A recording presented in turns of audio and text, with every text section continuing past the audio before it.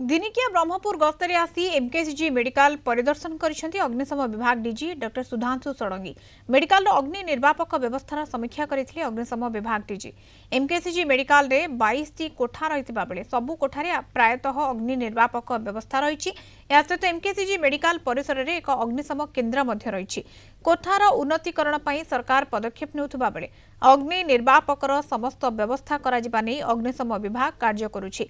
MKCG medical रे काम करुवा कर्मचारी मानकु आगामी दिन में निया लिभाइबा निमंते प्रशिक्षण दिया जिवो बोली कहिसंती डीजी।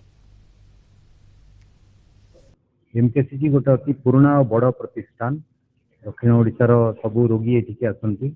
इति 22 टी बिल्डिंग अच्छी को बिल्डिंग रे कौन बर्तमान व्यवस्था अच्छी से विषय में विस्तृत भाव आलोचना कलु और आगामी दिन मानक किभली एटा को अग्नि सुरक्षा दृष्टिकोण अधिक सुरक्षित करा जाय परिबो से विषय में आम विभिन्न प्रस्ताव रखिलु आलोचना कलु। आम आशा करुचु जे जहाँ किसी असुविधा रही पूरण कर।